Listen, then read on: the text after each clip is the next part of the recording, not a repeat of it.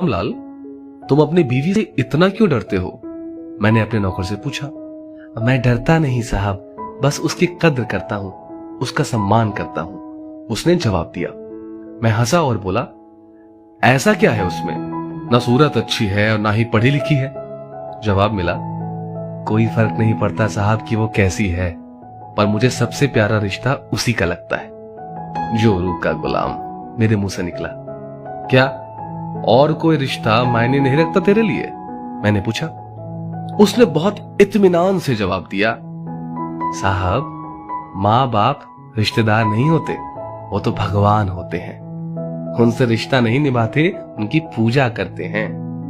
भाई बहन के रिश्ते जन्मजात होते हैं। दोस्ती का रिश्ता भी मतलब का ही होता है।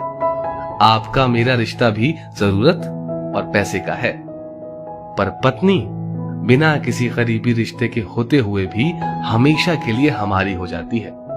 अपने माता पिता, परिवार के सब रिश्तों को पीछे छोड़कर हमारे हर सुख दुख की सहभागी बन जाती है, आखिरी सांसों तक। मैं अब बहुत ध्यान से उसकी बातें सुन रहा था।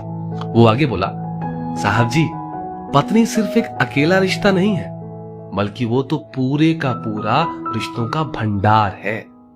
जब वो हमारी सेवा करती है, हमारी देखभाल करती है, हमसे दुलार करती है, तब वो एक माँ जैसी होती है। जब वो हमें जमाने के उतार चढ़ाव से आगाह करती है, और जब मैं अपनी सारी कमाई उसके हाथ पर रख देता हूँ, क्योंकि जानता हूँ कि वो हर हाल में मेरे घर का भला करेगी, तब वो पिता जैसी होती है। जब हमारा ख्याल रखती है, हमसे लाड़ करती है, हमारी गलती पर डांटती है, हमारे लिए खरीदारी करती है, तब वो बहन जैसी होती है।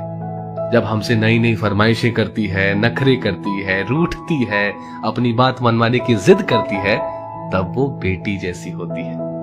जब हमसे सलाह करती है, मशवरा देती है, परिवार चलाने के लिए नसीहतें देती है, झगड़े करती है, तब वो एक दोस्त जैसी होती है। जब वो सारे घर का लेन देन, खरीदारी, घर चलाने की जिम्मेदारी उठाती है, तो वो एक मालकिन जैसी होती है। और जब वही सारी दुनिया को, यहां तक कि अपने बच्चों को भी छोड़कर हमारी बाहों में आती है, तब वो पत्नी प्रेमिका, हमारी अर्धांगिनी और आत्मा होती है, जो अपना सब कुछ सिर्फ हम पर न्यौछावर करती है।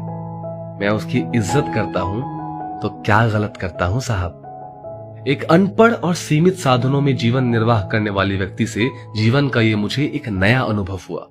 और वो कुछ ऐसा कि पत्नी के बीमार होने पर अगर पति सिर सहला दे तो वो गुलामी नहीं होती। अगर पत्नी टिफिन बना रही हो तो पति बच्चों के बाल बना दे तो वो गुलामी नहीं होती। पति नहाने के बाद तौलिया बिस्तर पर फेंकने की बजाय खूंटी पर टांग दे तो वो गुलामी नहीं होती। काम से लौटने पर पत्नी की मनपसंद चीज ले आए तो वो गुलामी नहीं होती। अगर पत्नी सफाई में लगी है, पति उसके लिए चाय बना दे तो वो गुलामी नहीं होती।